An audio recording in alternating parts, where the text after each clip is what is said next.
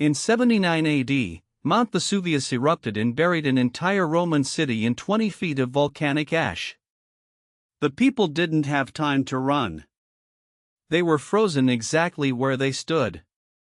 When archaeologists finally dug it up 1,700 years later, they found something no one expected: the city was perfectly preserved.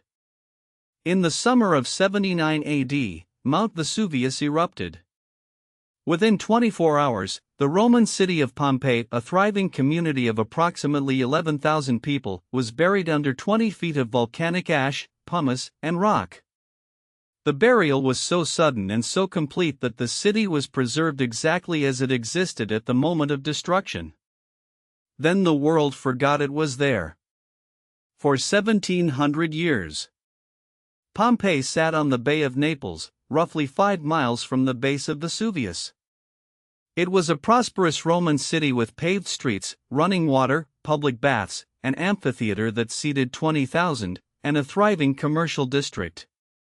Its residents were merchants, artisans, slaves, politicians, and farmers. It was, by Roman standards, an ordinary place. On August 24, 79 AD, Vesuvius began erupting in the early afternoon.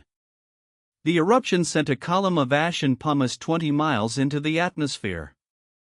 Pumice stones began raining on Pompeii, accumulating at a rate of several inches per hour.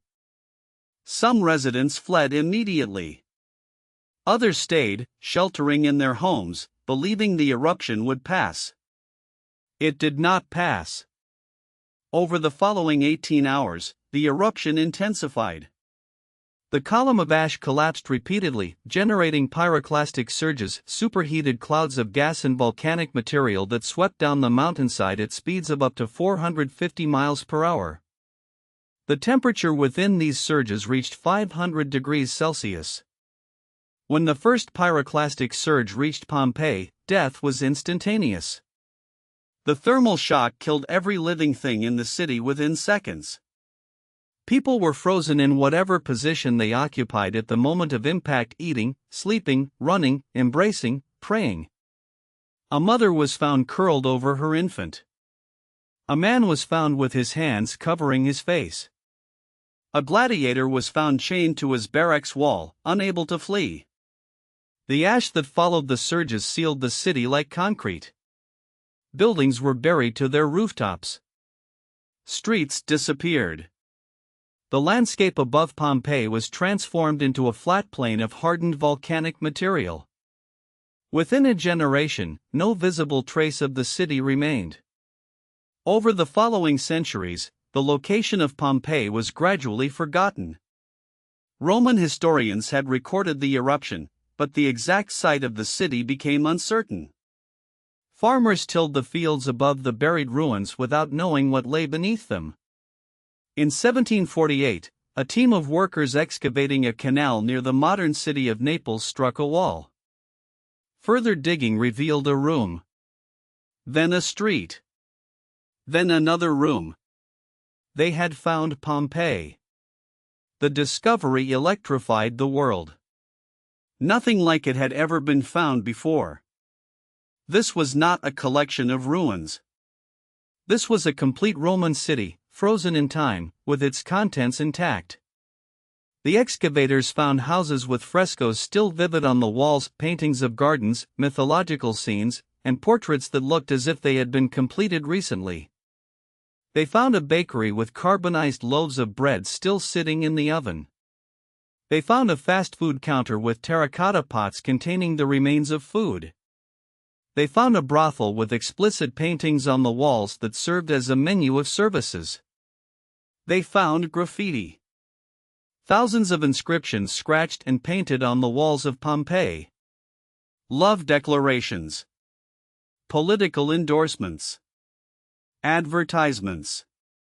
Insults. One famous inscription reads, "Gaius Pumitius Diphilus was here." Another, "I don't want to sell my husband." Another, found in a latrine, "Apollinaris, doctor to the Emperor Titus, had a good bowel movement here." These inscriptions are invaluable to historians. They provide a window into the everyday thoughts, humor, and concerns of ordinary Romans, a perspective that formal historical texts almost never capture.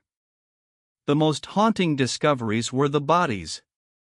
As the volcanic ash hardened around the victims, their soft tissue decomposed, leaving hollow voids in the shape of their bodies. In the 1860s, archaeologist Giuseppe Fiorelli developed the technique of pouring liquid plaster into these voids. When the plaster hardened and the surrounding ash was removed, the result was a detailed cast of the person at the moment of death. The casts are extraordinary in their detail. Facial expressions are visible. Clothing folds are preserved. The positions of hands and limbs capture the final gestures of people who had no time to prepare for death. A dog was found straining against its chain, its body twisted in an attempt to break free. A man was found sitting against a wall, his legs drawn up, his arms wrapped around his knees. 2 women and a child were found huddled together in a basement, their faces pressed against the wall. As of today, roughly 2/3 of Pompeii has been excavated. The remaining third lies beneath modern agricultural land and cannot be excavated without displacing current residents and farms.